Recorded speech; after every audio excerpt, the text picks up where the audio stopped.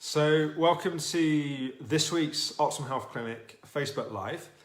And this week I wanted to talk about pacing.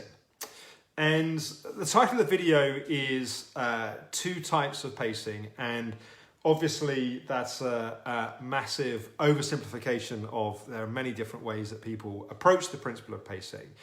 But specifically, I wanted to talk about pacing that happens as a kind of cerebral, kind of head-based approach to it, and pacing that happens as a more intuitive, in the moment, listening to the body approach to it.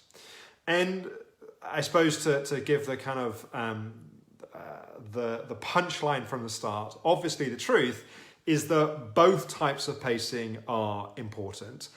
Different types of pacing can be more important for different people at different points, and different types of pacing can be important at different stages of the recovery process. And I'll touch on that a little bit towards the end. So what are the two types of pacing? Head-based pacing is when we're much more cerebral, much more logical and rational about the way that we measure and the way that we kind of implement our activity levels. And so what that might be is, at the extreme, keeping a rigid, consistent chart of activity level, symptoms, how much we did, how long we did it for, how we felt afterwards, and then using that chart as the way that we then shape finding a baseline and how much activity we do day to day. And in the kind of perfect application of that, what you will then see is each part of someone's day dictated by this plan and this structure. And obviously there's a little bit of flexibility in that. If someone is having in a mini crash or a crash, that they may do less than that plan, or if someone is bouncing the boundaries forward, they may do more than that plan. But it's basically having our pacing driven by data. So to put it in scientific terms, it's a kind of quantitative data is being used as the way that we structure our pacing activity. And then there's the more intuitive, emotion-led, body-based, feeling-based way of doing pacing. And to put it in scientific terms, it's more qualitative data, right? It's data which is not necessarily based upon numbers or hard facts, but it's based upon, let's say that you're doing an activity and your body feels good and there's a sense of, yes, this feels like the right thing to be doing, and yes, I've got the energy to do that.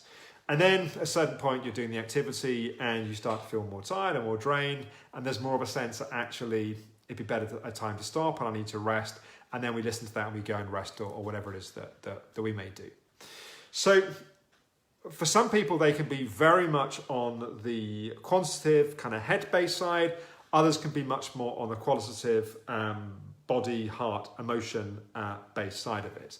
And what you can therefore see is that for some people, what they need is, if it's almost like a pendulum, it needs to swing more the other way to find an appropriate point of balance. So it can just be a case of kind of integrating more the other side.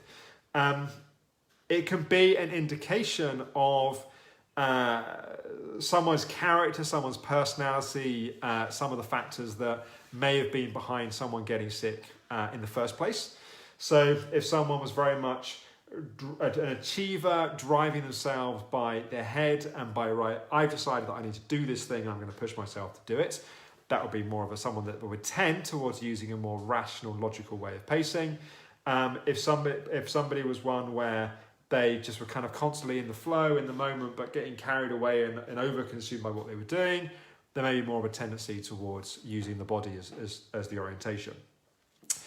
The interesting thing is both of these done the right way require a significant amount of discipline and a significant amount of paying attention to detail.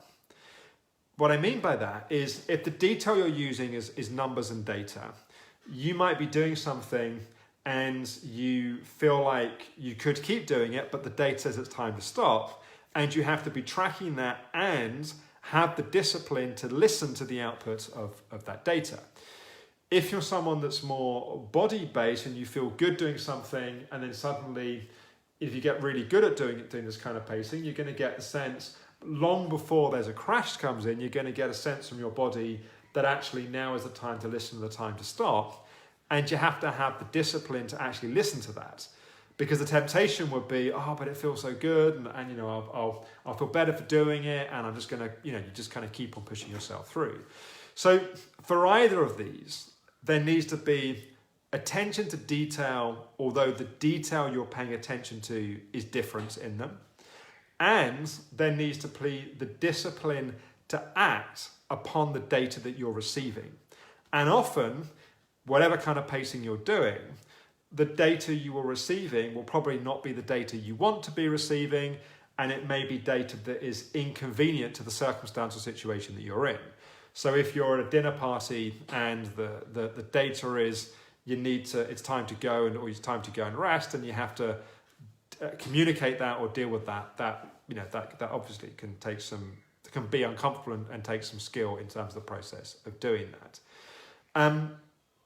Part of the point of articulating these two different types of pacing is to help identify which you're doing. Perhaps you're not doing either, and perhaps you'll be benefit from doing both.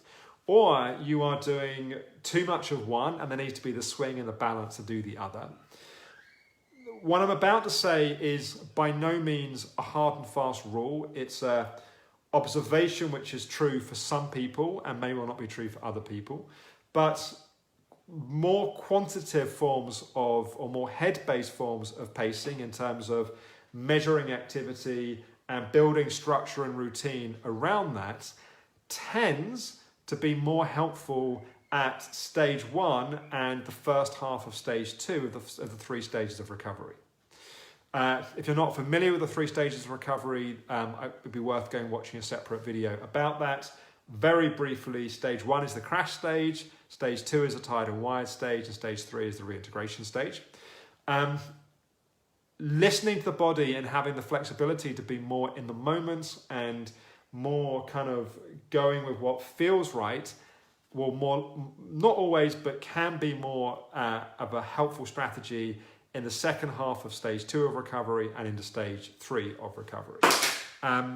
So there aren't hard and fast rules here. Obviously, when I say there are 2 types of pacing, there's endless nuance in terms of the different types of pacing. There's obviously also good pacing and ineffective pacing.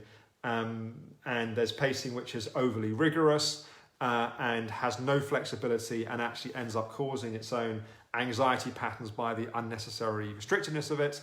And there's other pacing which is chaotic and disorganized and everything else. So there's lots of other iterations of the principle of assessment of pacing. But specifically what I'm talking about is, are you doing it from your mind? Are you doing it from your body? Are you doing it from both? And are you doing it in a helpful balance of the 2? And if you're particularly skilled at doing one, if you're particularly good at being methodical and analytical and rational about it, start experimenting more with listening to your body and what your body is communicating. If you're good at kind of going with the flow and listening to your body, but you're not being so rational and so logical in terms of measuring what you're doing, having a structure and a routine that you follow, then I would recommend exploring more with that as well. So I think that's it. I've managed again to get a video in under 10 minutes. Feel free to share questions, comments. Let us know what your experiences are of pacing, anything that helps you in terms of pacing and ways that you do it. So that would be good for the community to share that. I'm going to be on a family holiday next week, and I don't think we've got cover from anyone else in the team to do the Facebook Live. So it's likely there won't be a Facebook Live next week, but I will be back the week after. So thank you for watching, and I will talk with you then. Bye-bye for now.